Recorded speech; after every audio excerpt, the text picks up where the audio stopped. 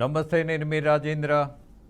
ఒక స్పెషల్ డిబేట్కి స్వాగతం పలుకుతూ, అలాగే తెలంగాణ రాష్ట్రానికి సంబంధించినటువంటి ఒక ప్రాధాన్యత కలిగినటువంటి విషయాన్ని, కొంత అలర్ట్ను, కొంత విశ్లేషణను, దాంతోపాటు మీకు కొంత సమాచారాన్ని ఇచ్చే ప్రయత్నం చేస్తా. దేనికి సంబంధించి అనంటే, తెలంగాణ రాష్ట్రం ఎందుకు ఏర్పడింది, ఇక్కడ ఉన్నటువంటి బిడ్డల హక్కులను మరొకడు దోచుకోకూడదని, వాళ్ళ భవిష్యత్తును మరొకడు భంగం కలిగించకూడదని. మరి ఈ దశలో 10 సంవత్సరాలు అయిన తర్వాత కూడా తెలంగాణలో, ముఖ్యంగా విశ్వనగరంగా చెప్తున్నటువంటి హైదరాబాద్ నగరం చుట్టుపక్కల జరుగుతున్నటువంటి భూదోపిడీ ఏంటి, చేస్తున్నది ఎవరు, అలాగే మరొక రకమైన విచిత్రమైనటువంటి పరిస్థితి ఏమిటి? ఇవాళ తెలంగాణలో ఎవరైనా, ఏ వ్యాపారమైనా, ఏ రాష్ట్రానికి సంబంధించిన వాళ్ళైనా చేయొచ్చు. There is no doubt about that. But the thing is, ఇక్కడ ప్రజలకు సంబంధించినటువంటి సహజ సంపదను దోచినా, అలాగే భూదోపిడీ జరిగినా, అలాగే అనేకమైనటువంటి అక్రమాలు ఎవరు చేసినా సరే మనం ప్రశ్నించాల్సిందే. అలాగే ఒక అలర్ట్ను తీసుకురావాల్సిందే, ఒక హెచ్చరిక కూడా చేయాల్సిందే. ఇవాళ రియల్ ఎస్టేట్ పేరుతోటి వస్తున్నటువంటి దోపిడీదారులు ఎవరు, ఎక్కడి నుంచి వస్తున్నారు? తెలంగాణకు సంబంధించి చాలామంది ఇక్కడ నాయకులు మళ్ళీ కొన్ని అబద్ధాలు మాట్లాడుతున్నారు, కొంత వంచన చేస్తున్నారు. ఏమని? ఆంధ్ర వాళ్ళ పెత్తనం ఏంటి ఇక్కడ అని. అసలు ఆంధ్ర వాళ్ళ పెత్తనం ఇక్కడ ఉండేటటువంటి అవకాశం ఉన్నదా? ఎలా ఉన్నది? రాజకీయమైనటువంటి పెత్తనం ఇక్కడ జరిగే అవకాశం లేదు. మరి ఎక్కడ? కాంట్రాక్టుల్లో, అలాగే అనేకమైనటువంటి భూదోపిడీ విషయాల్లో వీళ్ళకి తోడవుతున్నది ఎవరు?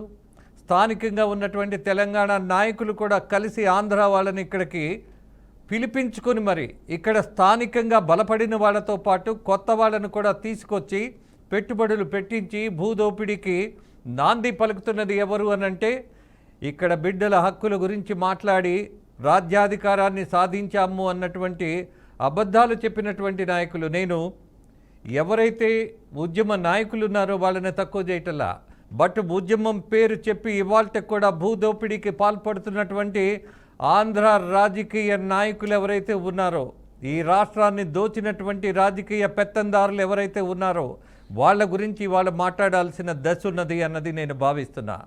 అందులో ముఖ్యంగా ఇవాళ చుట్టుపక్కల ఈ విశ్వనగరం, ఈ హైదరాబాద్ రాజధాని నగరం చుట్టూ వస్తున్నటువంటి అనేక రియల్ ఎస్టేట్ కార్యక్రమాల్లో ఎవరున్నారు? ప్రధానంగా ఎవరున్నారు అనంటే, ఆంధ్ర వాళ్ళ వ్యవహారం చాలా ఉన్నది ఇక్కడ. ఆంధ్ర వాళ్ళు అని అనాల్సిన పరిస్థితి ఎందుకు వచ్చింది అని అంటే, మీరు ఒక్కసారి ఒక లిస్టు తీయండి. ఇక్కడ ఉన్నటువంటి రియల్ ఎస్టేట్లో ఎవరు భూదోపిడీకి అత్యధికంగా పాల్పడుతున్నారు అన్నది మనం గమనించాలి. వ్యాపారం చేస్తే ఎవరు తప్పుపట్టరు. అలాగే జనానికి సంబంధించినటువంటి విషయాలలో కొంత అభివృద్ధి, కొన్ని ట్యాక్సులు కడుతున్న వాళ్ళని ఎవ్వరు వేలెత్తి చూయించరు. మరి ఎవరి మీద చర్చ?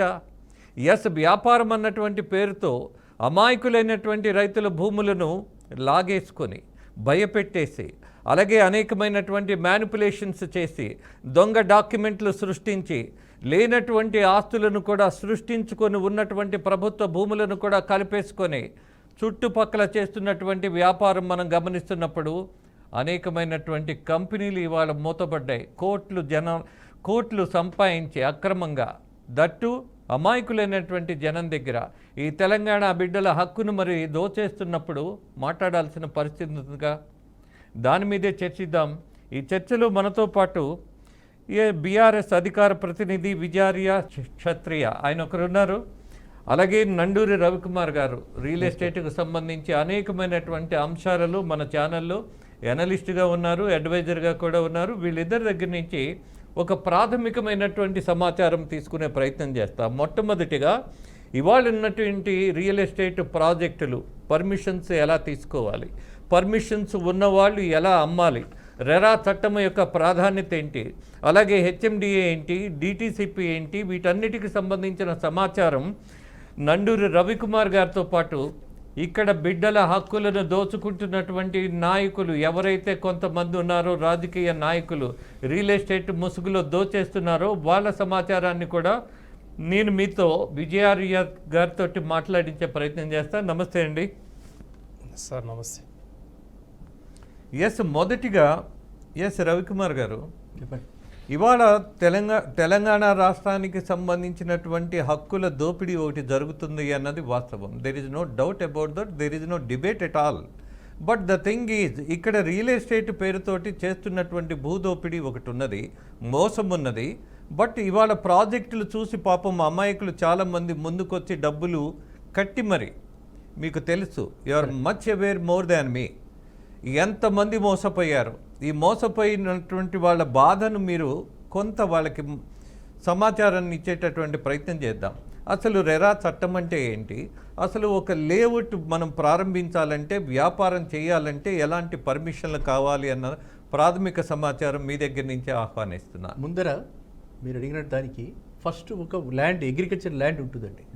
ఏదైనా అగ్రికల్చర్ ల్యాండ్ ఓపెన్ ల్యాండ్ అంటాం అనమాట.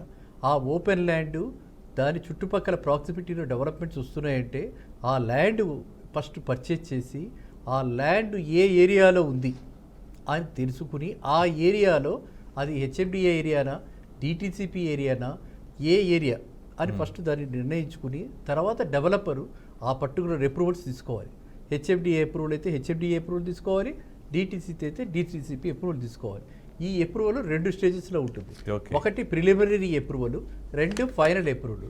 ప్రిలిమినరీ అప్రూవల్ వచ్చిన తర్వాత వాళ్ళు సేల్స్ మొదలు పెట్టచ్చు. ఫైనల్ అప్రూవల్ వచ్చిన తర్వాత అందులో కట్టుకోవడానికి పర్మిషన్స్ ఇస్తారు. అది డిఫరెన్స్ ఆ రెండింటి మధ్యన. ప్రిలిమినరీ అప్రూవల్ దగ్గరే కొంచెం తక్కువ రేటుగా ఉంటుంది, ఎందుకంటే ఫైనల్ అప్రూవల్ వచ్చేదాకా టైం పడుతుంది. కానీ ఇక్కడ మన తెలంగాణలో మీరు అన్నటువంటిది ఏదైతే జరుగుతున్నదో ఆ జరిగేదంతా కూడా ఈ ప్రిలిమినరీ అప్రూవల్ కూడా లేకుండా, ఆ అగ్రికల్చర్ ల్యాండ్ మీద టైటిల్ కూడా లేకుండా, ప్రాపర్ డాక్యుమెంట్స్ లేకుండా ప్రీ లాంచ్ పేరుతో ఇలాంటి మోసాలు జరుగుతున్నాయి. దీని మీద పదే పదే చెప్పడం, చాలా ఛానల్స్లో మాట్లాడటం కూడా జరుగుతోంది, చాలామంది చెప్పడం జరుగుతోంది. కానీ కూడా ప్రజలలో ఇంకా ఈ రోజుకి కూడా వాళ్ళల్లో ఆ భ్రమకి గురవుతున్నారు, ఇట్లాంటి ఆకర్షణకి గురయ్యి వాళ్ళు ఈ విధంగా చేస్తున్నారు. కాబట్టి ఇప్పుడు మీరు అడిగిన దానికి ఫస్ట్ ఏమిటంటే అప్రూవల్స్, ఇవి సివిల్ అప్రూవల్స్ ఉండాలి. తర్వాత ఇప్పుడు మనకి రెరా కూడా వచ్చింది. రెరా అప్రూవల్, ఇవి అప్రూవల్స్ అయిపోయాక నెక్స్ట్ లెవెల్ రెరా అంటే DTCP project. First DTCP approval తీసుకోవాలి, తర్వాత రెరా అప్రూవల్ తీసుకోవాలి. అప్పుడే వాళ్ళు సేల్కి వెళ్ళగలుగుతారు. ఆ తర్వాతే డెవలప్మెంట్స్ అన్నీ చేస్తారు, ఫైనల్ అప్రూవల్ వస్తుంది. అలా ఫైనల్ అప్రూవల్ రాకపోతే వీళ్ళు ఇరుక్కుపోతారు. కాబట్టి గవర్నమెంట్ ల్యాండ్ని మార్టిగేజ్ చేసుకుంటారు అనమాట. అది ఆ మార్టిగేజ్ చేసుకునేది దేనికంటే, ఒకవేళ బిల్డర్ కనుక డిజర్ట్ చేసి తర్వాత సబ్సిక్వెంట్ కంప్లీట్ చేయకపోతే government should take owner and they will develop this particular project అనమాట. అంటే పూర్తిగా ఇన్వెస్టర్కి ప్రొటెక్షన్కి ఈ చట్టాలు ఏర్పడబడ్డాయి.